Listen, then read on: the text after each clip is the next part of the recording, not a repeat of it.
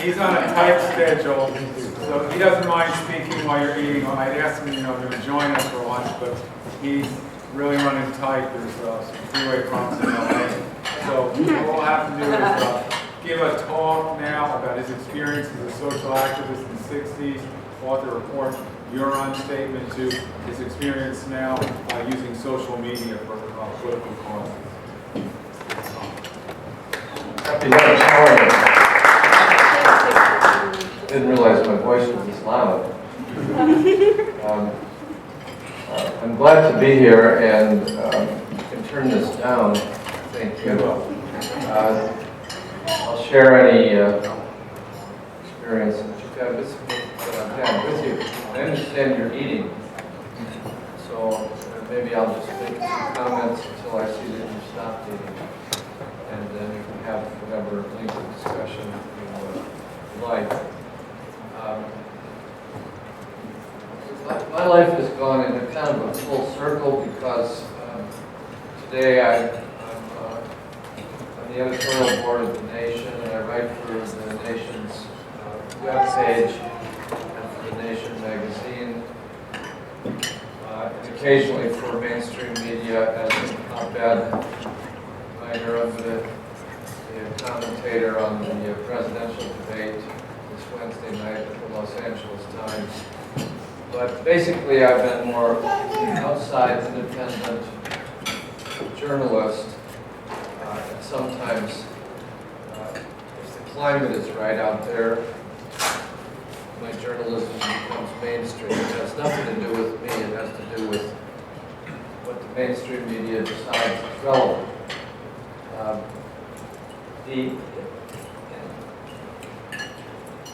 I first became interested, I think, because I was a kid who was a nonconformist and fascinated with the world and opinionated in high school, and I became the editor of the University of Michigan Daily, which is a very big deal in terms of time. It's every day, every night till 3 in the morning, and my professors were very accommodating, and they let me basically graduate as the editor of the Daily with a degree on the side in political science, because they figured I was learning more at the Daily than I was in the classroom. And it just happened to be a time when the student movement was bursting across the country. The difference between 1959 and 1960, 1961 was all important in the future of your life. What year you were a senior would sort of determine what kind of life choices you would have. And I'll tell you a couple of stories about back then and now. Suffice to say, I didn't start out as a left wing or right wing. I was, I think, very disturbed by bullies, by authorities who would bully kids. That was my politics, and I became caught up in journalism because it allowed me to begin writing about the emerging student movement in the South, in Mississippi and Tennessee, where I hitchhiked to write stories, out to Berkeley and San Francisco, where I hitchhiked and encountered the beginnings of what became the free speech movement, then down to this area, Los Angeles, to cover the nomination of John Kennedy and report on it for the Michigan Daily and as a stringer for the Detroit newspapers. So I started out as a critical observer, and I encountered people that made me become more committed to activism gradually. For example, in this town in 1960, I interviewed Dr. King on a picket line, and I have to tell you, I felt driven by ambition that I would get a byline on a story for having interviewed Dr. King. He wouldn't know that, but maybe he did, I don't know, but I never asked him later. But I found him to be very cordial and very rational and very persuasive, and I took down notes and kept marching in this picket line. And I remember later starting to feel a moral quandary that I was ripping him off for my byline when I should be putting my notepad down and joining the picket line, because there was more that I should be doing than just observing it. And I had the same experience repeatedly as I plunged into trying to cover stories. I started to have mixed feelings about whether I was exploiting the subjects of the story as objects for my career or whether I could make a difference. So my becoming an activist was a gradual process. It was not a St. Paul overnight falling off the horse on the way to Damascus or something. It was very gradual. And it doesn't surprise me that my pretty well-known activism has been characterized, and I think it's right, as a reluctant revolutionary activism. Because here I am still writing. I write every day for 4 hours. And what I've concluded from it is that there's a blend that you can achieve based on participant observation that you cannot get either as a participant or an observer. I don't know that your editors and bosses would agree with that, because it causes them dilemmas as employers. But I think you do see things differently if you're a participant observer as opposed to being one or the other. I also learned that there's a power structure, and I've been fascinated with power structures ever since. At my paper, the Dean of the Student Affairs in Ann Arbor was very concerned about my writing about the Berkeley students who had been protesting the House Un-American Activities Committee, which is now long departed. But it stirred the wrath of J. Edgar Hoover. My first FBI file contains an editorial I wrote for the Michigan paper filed by Hoover to open a file on, or dossier on me, because I had crossed some line that I didn't know, and I was now a critic of the FBI's handling of the students in Berkeley. And this became something of an issue when I was chosen to be editor, because it went on interminably, and I don't really know everything that occurred, but eventually I was chosen to be the editor of the paper after having this brush with the beginning of conflict with authority. And in the same year that I became editor, I also applied for a role at something called the International Student Research Seminar, which was affiliated with the National Student Congress, which was composed of student body presidents and college editors back in the day. It was relatively liberal, but the lineup has remained with us to the present time. I went to one of these meetings and I saw a yellow notepad on the table, and I couldn't help looking at it. And it had a chart on it. On the right it said Young Americans for Freedom, on the left it said SDS, and in the middle it said Control Group, a box. The Control Group was the secretive elite that was running the National Student Congress. And I was allegedly on the left, and people like Karl Rove were on the right. And it's always been the same.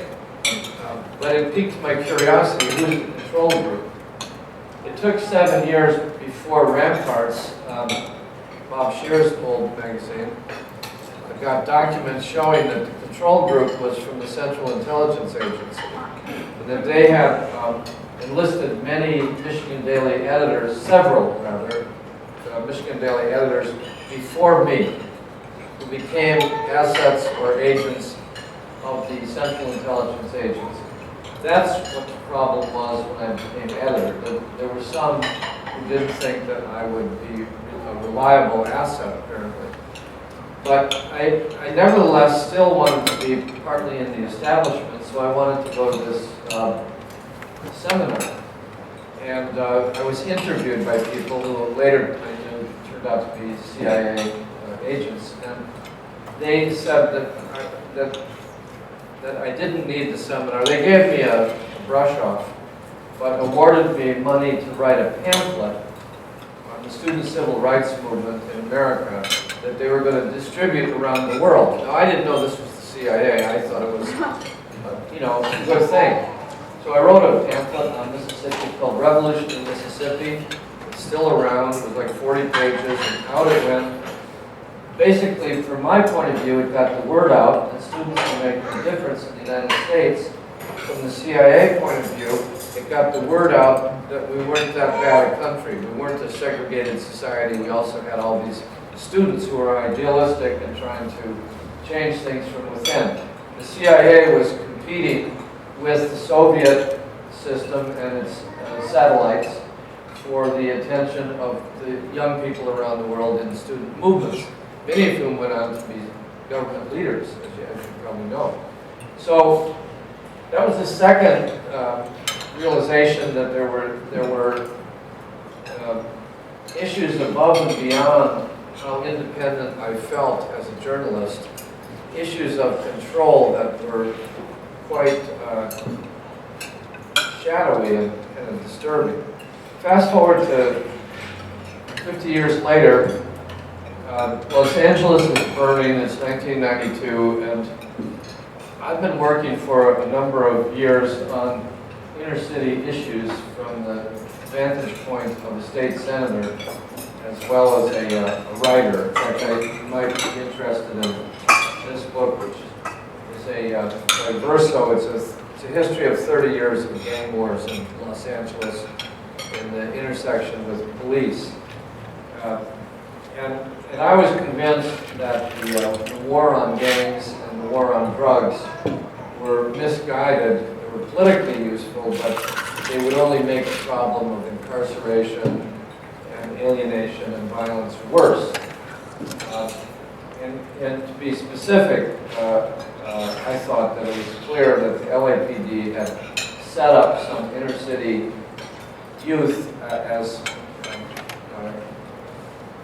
criminals to be deported because they were alleged gang leaders. And so I took this to the editorial board of the Los Angeles Times, and it was interesting.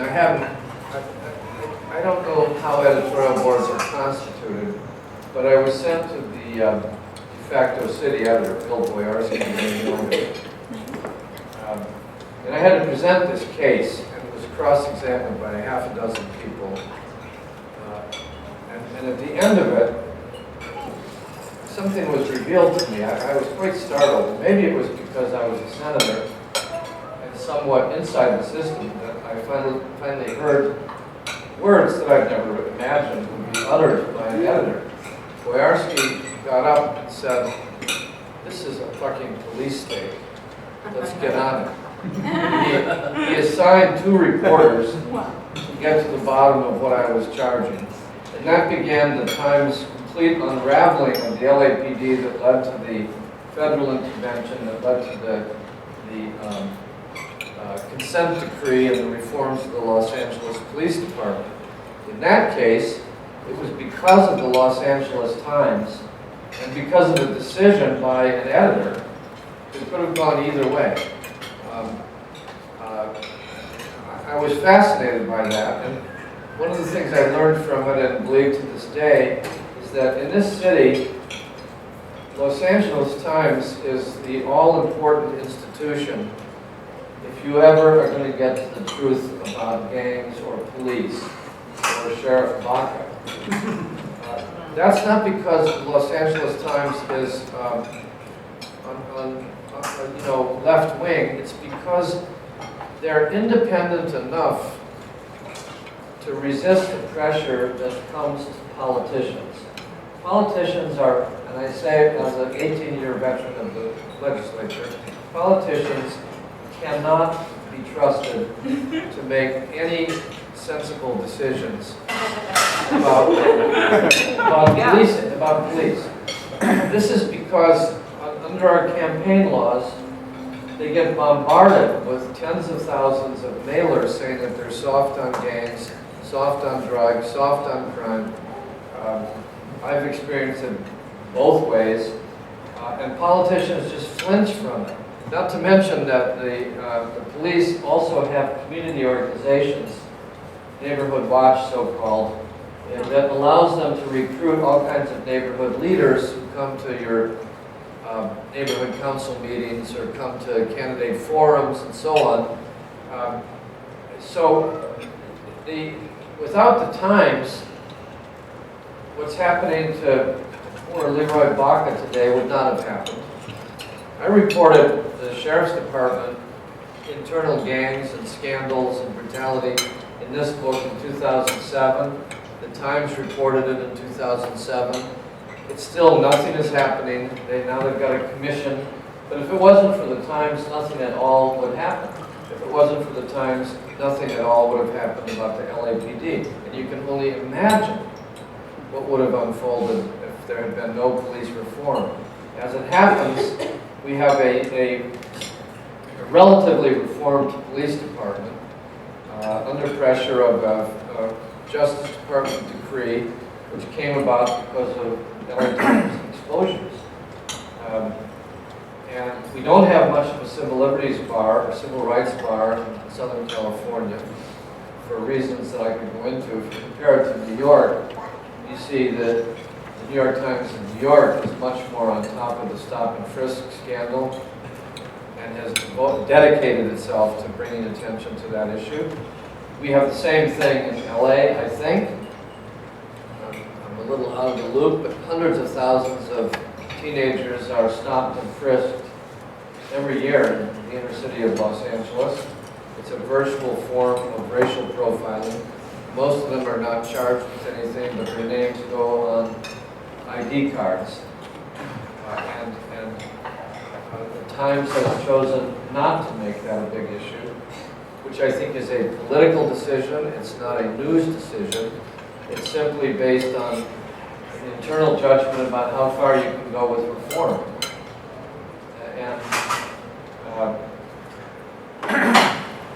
That's another story. The last story I can mention to you, I've spent the last 4,000 days reading, writing, researching, and talking about Afghanistan and Iraq and Pakistan and the long war. And what I found interesting about the media when it comes to national security goes far beyond what the LA Times is willing to do about local policing. I don't believe there's been a newspaper in America that has opposed the war in Afghanistan and said, let's get out. That would be bizarre if you think that we have a free press with thousands of newspapers. There should be one. Somebody told me that there was some paper in the Northwest, but I haven't seen it. So you start with this imbalance where no newspaper is willing to call for the removal of all troops if they're at war. And it's not even close, not one. And then the newspaper of record, which is the New York Times,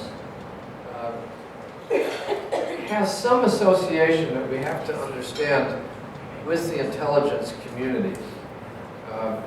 For example, in October 2002, in the run-up to the Iraq War, two New York Times reporters falsely reported that Saddam Hussein had stepped up his quest for nuclear weapons and weapons of mass destruction. It was Judith Miller and what's his name, Michael. I'll think of it. That's a problem with not having notes.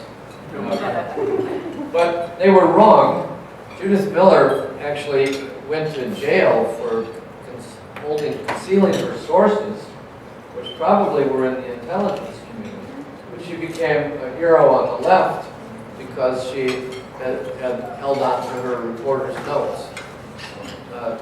She disappeared and resurfaced as a pundit on the right.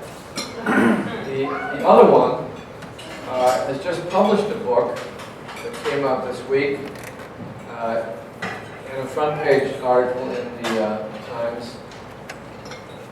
It says that it's supposed to be the inner story of the Iraq War, finally told by the man who said Saddam Hussein was stepping up the quest for nuclear weapons and weapons of mass destruction. And Michael Gordon is his name. And this article and this book says that Barack Obama has failed to win the Afghan war, should not have pulled the troops out early, should have stayed until a stable and representative government was formed in Iraq. In other words, he's still advocating the cause that got him into trouble with the Times. The Times later had to apologize and say we made a big mistake on those stories about nuclear weapons and weapons of mass destruction. But this fellow is still the Times' #1 national security reporter. So I think the struggle around national security inclusion is a hard one for the mainstream media to grapple with. They don't question the national security elite until conflicts are very far along.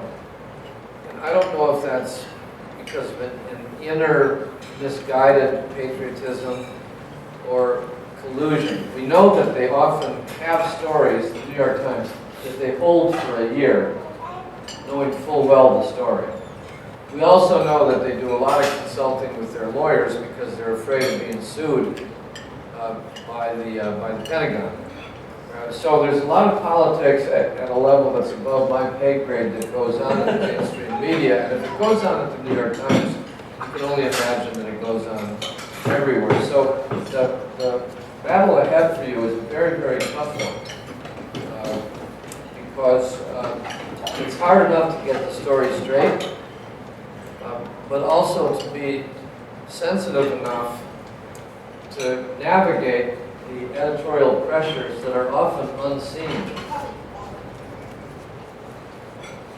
Now I'll tell you a funny story. How many of you watch Boss? Good one. Okay, my son is Sam Miller.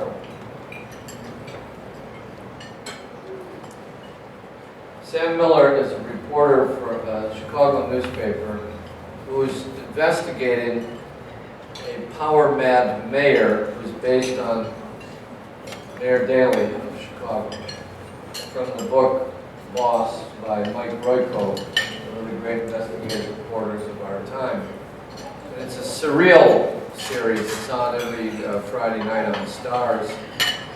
And my son is following in my footsteps. He's an investigative reporter who knows, he's got to smell that something is really wrong.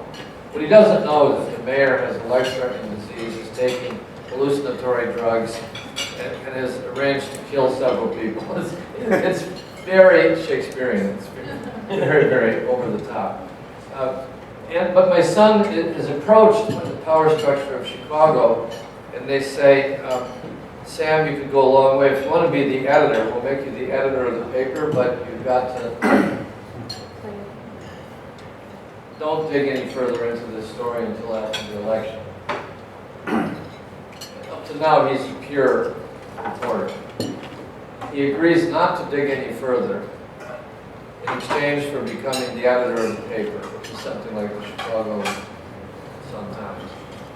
And then after the election, he lifts the moratorium and he goes back into digging. So we'll see where the story goes. But his character is a perfect illustration, maybe hyped, maybe a little extreme, of the pressures that I speak about, how difficult it is, A, to get the story, and 2, to get the story into the paper. It's a tough mission. I'll stop there. Yes? Can you be more specific sort of about the pressures you see and where they come from and how they're communicated to editors? Can I be more specific about the pressures? Yeah. Like what is the collision here with the forces of... I don't know because it's quite secretive, but I mean in the case of the LAPD scandal, I know that Mayor Reardon visited with the editor and the publishers of the paper and lobbied them. I know that the police chief, the former police chief in particular, did the same. Whatever they said was not on the record and was never published. I know that somebody on the inside of the establishment brought large volumes of documents to a reporter for the Times who came down the elevator and walked out onto the street to take the documents and go back into the building. And I still don't know who gave her those documents, but they showed what was going on with the LAPD. So a lot is not known, and I don't know who, it's not known by the public, and I don't know who in the hierarchy of the profession knows. Like what you just The same thing goes on in all institutions, but it's difficult unless you FOIA. Can you FOIA a newspaper? I'm not sure. I guess you can.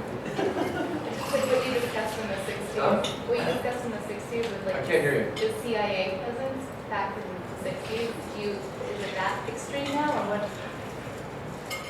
You're asking about the CIA, whether what I said is true or whether... Oh, just like what Do you you believe it's described still back then. continuing? Yeah. Yes, but does it still go on? Yes, although the intelligence community is broader and has different faces. The most secretive of the intelligence is the NSA, of course. You've got the CIA, you have the FBI, you have the Mossad, you have the British Secret Service. All these people floating around. You run into them in Washington, and their activities are hard to discern. And sometimes, they have a lot that's very useful to know about. It's the lack of accountability, and as a reporter, how you source your story. Because they'll lock you into a secret, and you can't imagine what it's like to go around with a secret knowing that you had been tricked into obtaining it. If you had only thought it through, you would have refused. But now you have the secret, and there'd be people coming after you if you find any way to divulge it. I tell you, I don't know.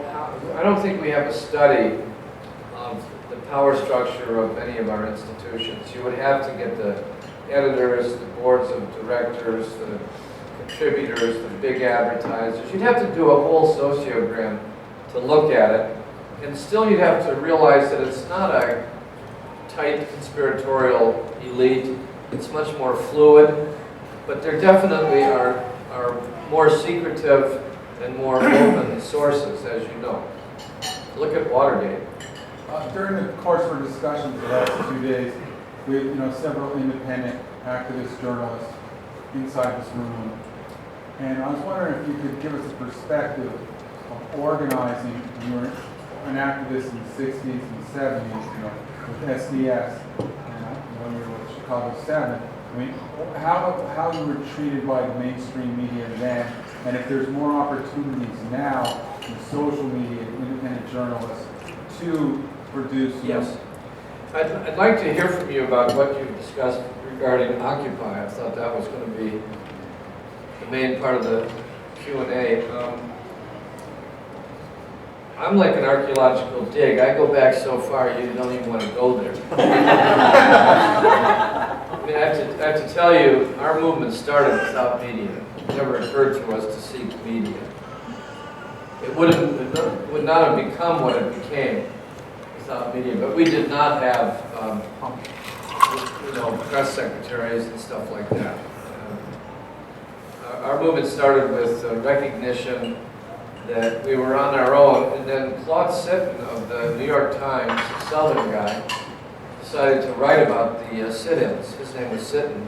The sit-ins he wrote about.